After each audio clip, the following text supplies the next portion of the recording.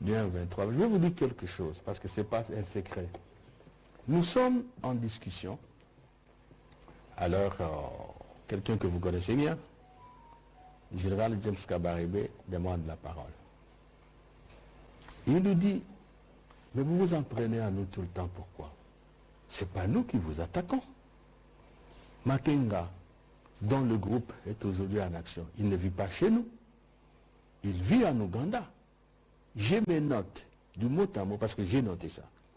C'est l'Ouganda qui a poussé ces gens, qui le soutient et qui leur donne la logistique et le matériel. Je le dis à la télévision, le monde entier me suit. Il y a des PV, il y a des échos sonores. Nous tous, on était un peu, pas surpris, mais pas. On se regardait un peu, on dit, mais c'est quoi ça? Mais le problème, ce n'est pas de l'argent comptant. Parce qu'ils n'ont pas le courage, en tout cas, ils ne le disent pas en face des Ougandais, pour que les Ougandais aussi repliquent.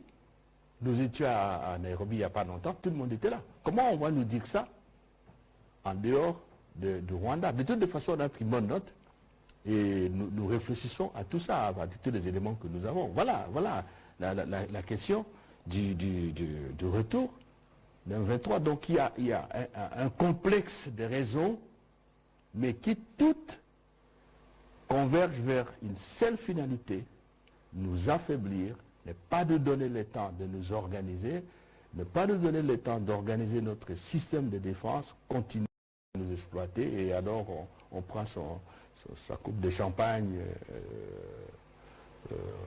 en riant de nous, quoi. C'est cela, il faut qu'on comprenne. Alors, est-ce que le Rwanda a accepté? Mais attendez là. Mais un État qui dirait ça, qui ferait cela, mais on s'en moque. Le Rwanda ne peut jamais, ne vous attendez pas. L'option militaire reste le meilleur choix pour quelques sceptiques congolais qui ne croient plus à l'efficacité de l'approche diplomatique. Ce qui est le plus important d'abord, ce n'est pas la rencontre, mais les résolutions qui découleront de cette rencontre. Est-ce que tu sais quel sera-t-il encore de nouveau dupé? Il faut se poser cette question.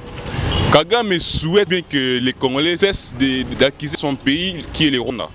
C'est pourquoi, de ma part, j'estime que cette rencontre pourrait profiter au Rwanda, le président angolais, qui est d'abord l'allié du Rwanda, qui est en train de faire semblant comme s'il était en train d'aider le Congo, bien le président Tshisekedi. Pourtant, les tête-à-tête de ce mercredi 6 juillet 2022 à Luanda entre Félix Tshisekedi et Paul Kagame sera déterminant pour l'avenir des relations entre les deux pays voisins.